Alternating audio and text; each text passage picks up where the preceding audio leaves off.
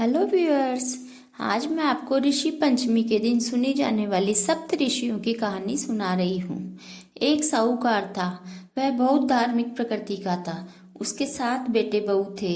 एक दिन जब ऋषि पंचमी का दिन आया तो उसने सोचा आज ऋषियों को जिमाते हैं। तो उसने सब बहुओं से पूछा कि आज मैं ऋषियों को जिमाना चाहता हूँ।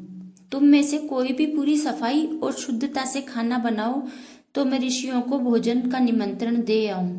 तो 6 बहुओं ने तो मना कर दिया, परंतु सबसे छोटी बहू बोली, पिताजी मैं पूरी शुद्धता से खाना बनाऊंगी, आप ऋषियों को निमंत्रण दे आओ।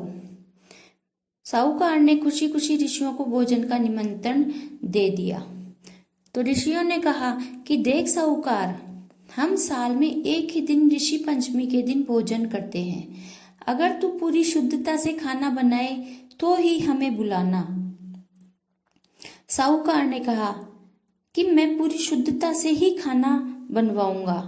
इस पर ऋषियों ने निमंत्रण स्वीकार कर लिया।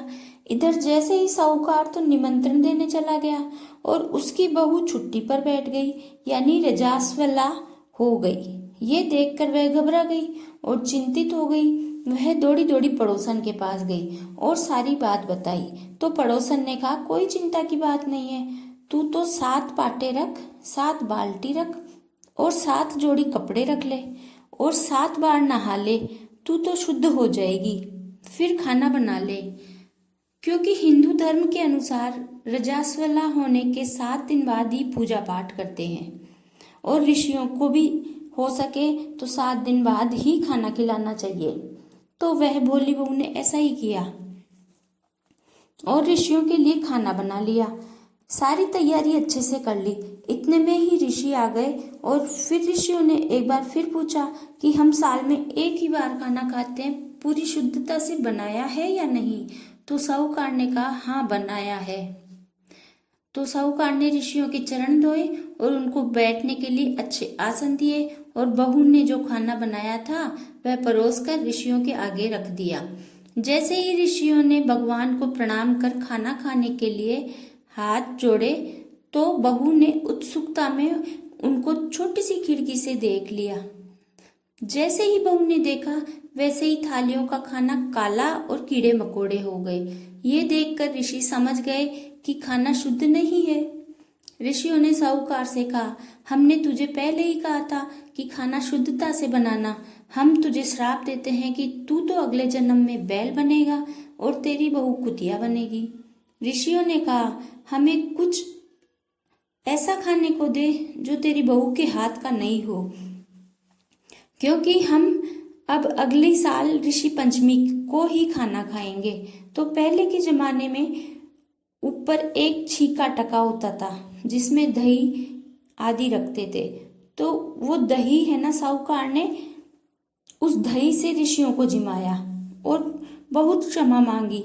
तो ऋषियों को दया आ गई। उन्होंने कहा कि श्राप तो लगेगा, परंतु तेरे घर वाले ही तुझे बहुत जल्द श्राप से मुक्त कर देंगे। ऐसा कहकर ऋषि चले गए। थोड़े दिन बाद ससुर और बहू दोनों मर गए। ससुर तो बैल बन गया और बहू कुतिया बन गई। ससुर तो तेली के बैल था और कुतिया वहीं आसपास घूमती रहती और शाम को बैल के पास आकर बैठ जाती।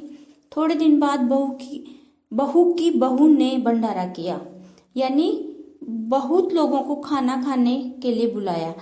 तो बहुत सारी खीर बनाकर भगोने में बाहर रख दी। उसी समय एक चील मुंह में सांप लिए जा रही थी, परंतु वो सांप चील के मुंह से छूटकर खीर में गिर गया और कुतिया ने देख लिया।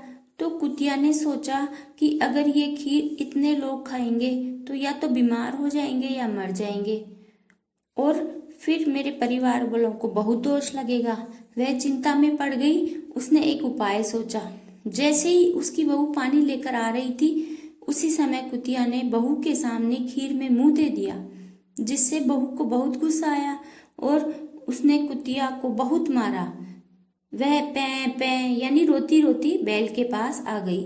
तो बैल ने कहा, आज इतना क्यों रो रही हो, क्या बात है। तो उसने खीर में सांप गिरने वाली सारी बात बता दी। इस पर ससुर रूपी बैल ने कहा, ये तुमने बहुत अच्छा किया, कम से कम अपने परिवार को श्राप तो नहीं लगेगा। उन दोनों को मनुष्यों की तरह बातें करते देख तेली ने सुन लिया। वह दौड़ा दौड़ा उनके बेटे बहू के पास गया और सारी बात बताई।